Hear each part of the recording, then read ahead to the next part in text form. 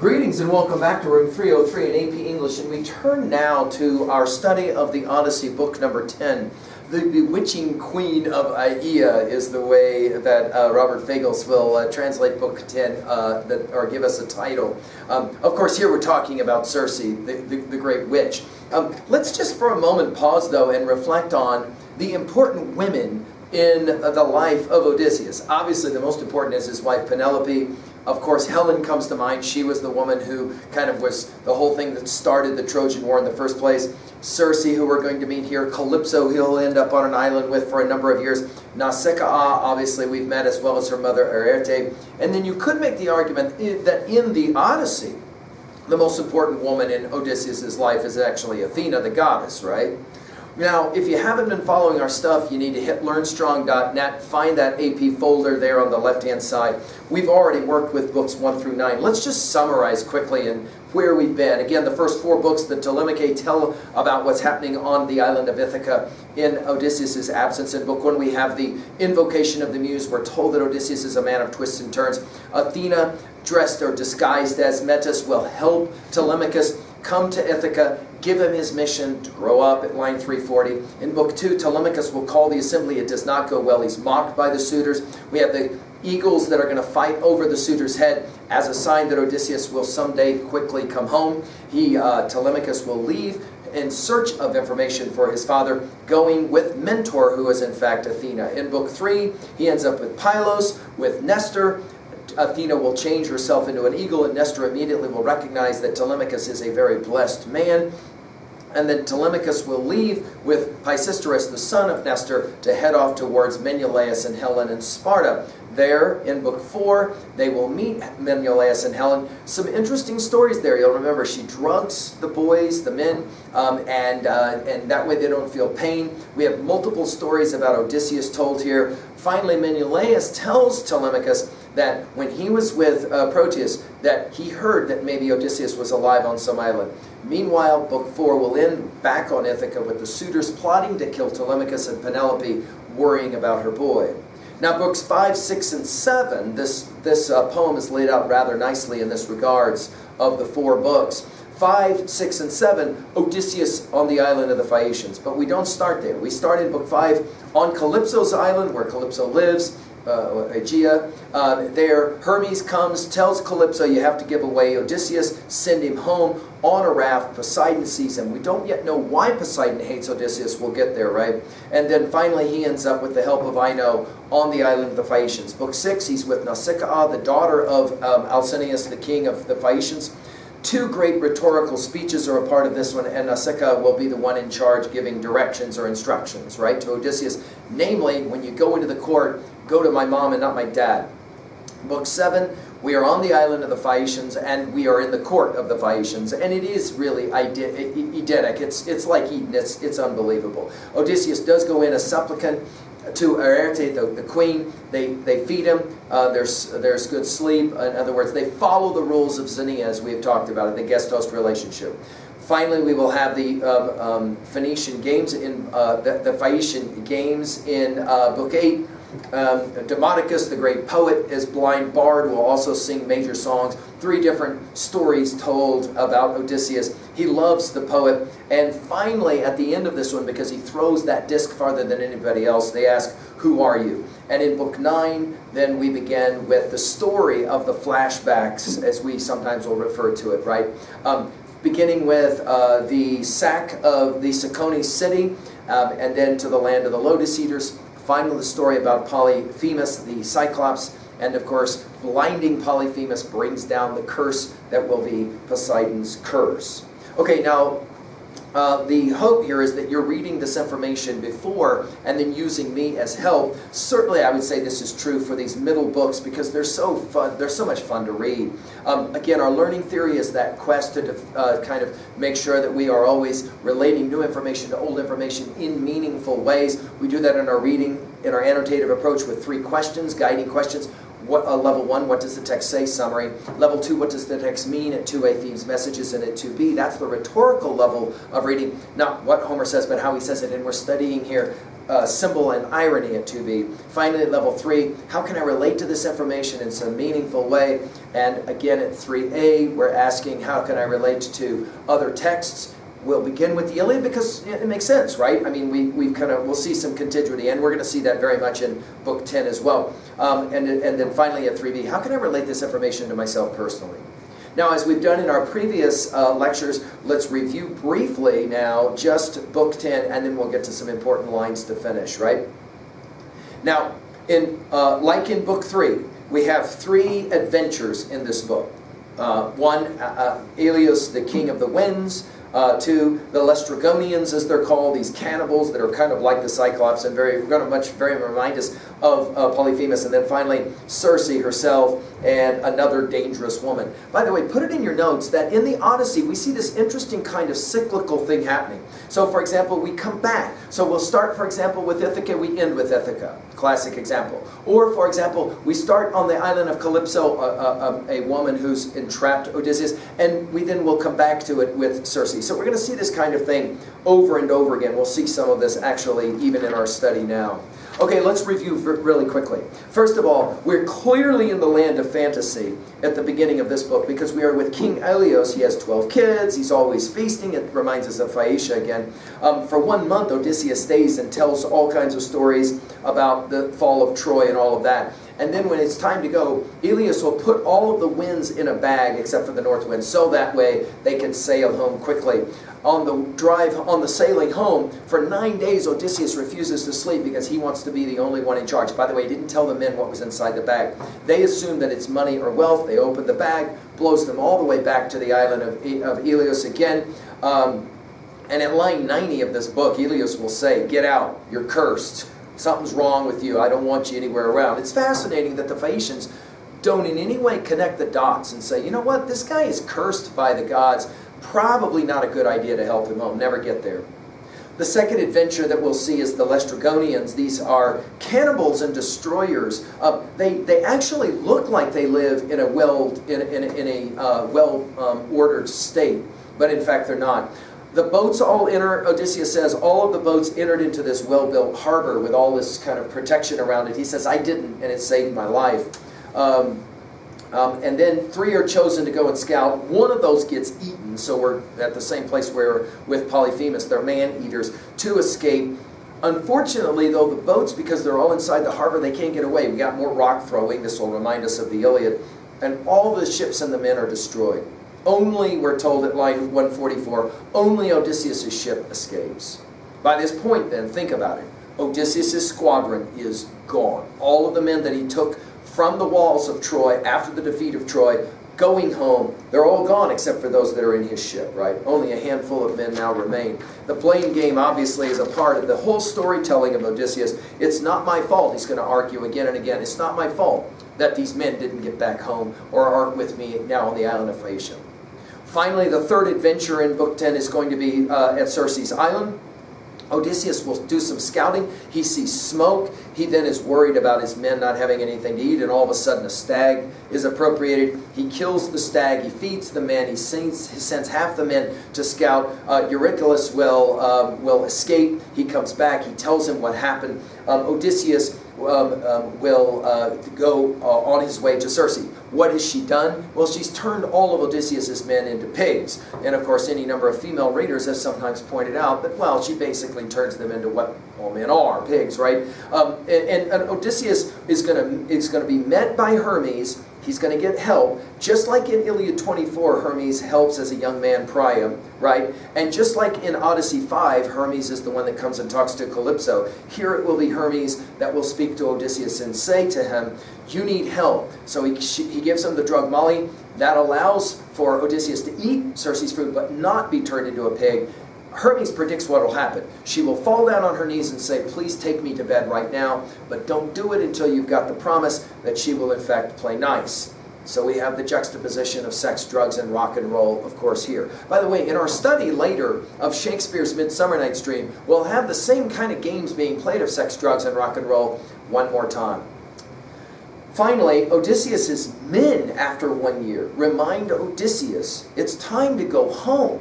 And Odysseus admits that he had to be kind of convinced that this was something that should be done. This is one of those themes that keep coming back. How we have a tendency to forget what our ambitions are, right?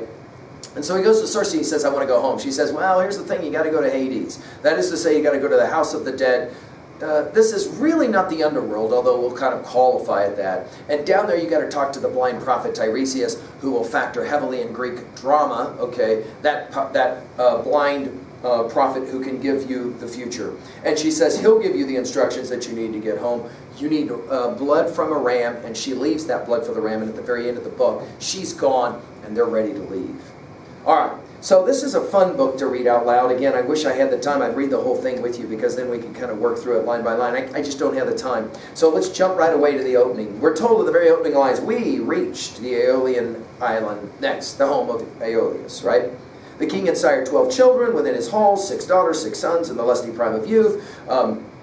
You know, this declension or this kind of understanding of fathers being rewarded with sons and daughters. I mean, think about the book of Job as we've talked about, the opening of that, right? Same thing, right? In other words, Aeolus has it all, okay? He gave his daughters as wives to his 6 sons, and seated beside their dear father, doting mother, delicacies aplenty spread before them, they feast on forever. So in other words, this is again Edenic in every way. This is like El Dorado. This is a perfect place. The island of the Phaeacians, you're right, like the island of the Phaeacians, okay? Then we're told that to this city of theirs, he says, we came, their splendid palace, and Aeolus hosted me 1 entire month. He pressed me for news of Troy and the Argive ships and how we sailed for home. I told him the whole long story. This is, of course, you know, we're accustomed to this now. Odysseus is a storyteller. First to last, and then when I begged him to send me on my way, he denied me nothing. He went about my passage. He gave me a sack, the skin of a full-grown ox, binding inside the winds that howl from every quarter, so Zeus had made that king the master of all the winds, right? And then we're told at line 31, 9 whole days we sailed, 9 nights, non-stop. On the 10th, our own land hove into sight at last. We were so close we could see men tending fires. So notice, think about this. Odysseus says, dude, I got all the way to Ithaca. I could actually see people on the shoreline. And then, all of a sudden, he says, an enticing sleep came on me. Now, we're going to see this notion of sleeping throughout our literature, right? We're going to see it, for example, in our Epic of Gilgamesh. We're going to see it, for example, in the story of Christ in Gethsemane.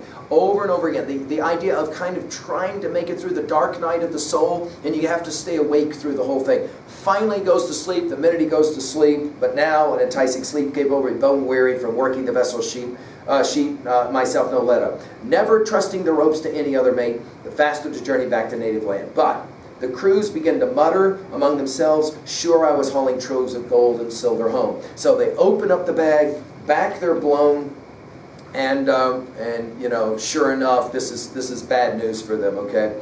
We're told at line 55, I woke up with a start, reminding us, of course, of book 6, line 130, when he wakes up on the island of the Phaeacians, right? I woke up with a start, my spirit churning. Should I, and again, he's stuck with 2 choices. Should I leap over the side and drown at once, or grit my teeth and bear it, stay among the living? I bore it all, held firm, hiding my face, clinging tight to the decks, while heavy squalls blasted our squadron back again to Aeolus' island, shipmates groaning hard. He shows up, he sits at the door, because he's ashamed, obviously, to have to go back in there. They taunt him, we're told, and ask, why are you back? And then he said, we're told in line 75, so I pleaded, gentle, humble appeals for our hosts turned silent hush. Please help me to go back. And it will be Aeolus that will say, away from my island, fast, most cursed man alive. You would think that the Phaeacians would maybe pay attention to this. It's a crime to host a man or speed him on his way when the blessed deathless gods despise him so. Crawling back like this, it proves the immortals hate you. Out. Get out. Grown as I did, his curses drove me from his halls, and from there we pulled away with heavy hearts, with the crew's spirit broken under the oars' labor. Thanks to our own folly. Again, the blame game. No favoring wind in sight. So that's episode or adventure number 4. Number 5 is in the list, the Lystrigonians, and we're told about the Lystrigonians that they're this is a bad situation. At line 105, only Odysseus, I alone anchored my black ship outside, well clear of the harbor's jaws. He chooses 3. They go into the city. They meet a girl drawing water at 115, and she comes down. She will lead them. They enter the sumptuous palace at line 125. Find the wife inside, but this is no Aerte, right? This is no beautiful woman. Instead, a woman huge as a mountain crag who filled them all with horror. Straightway she summons the royal Antiphates, who's the king, her husband, and a barbarous welcome he prepares. Snatching up one of the men, he tore him up for dinner, and the other 2 sprang free and reached the ships. The king let loose a howling through the town that brought tremendous Laestrygonians swarming up from every side, hundreds, not like men, like giants.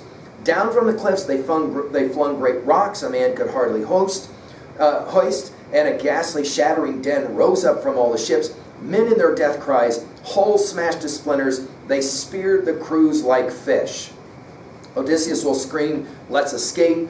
He was not in the harbor, so he's able to get away. And put our backs into the oars, now row or die, he screams. In terror of death, they rip the swells all as one.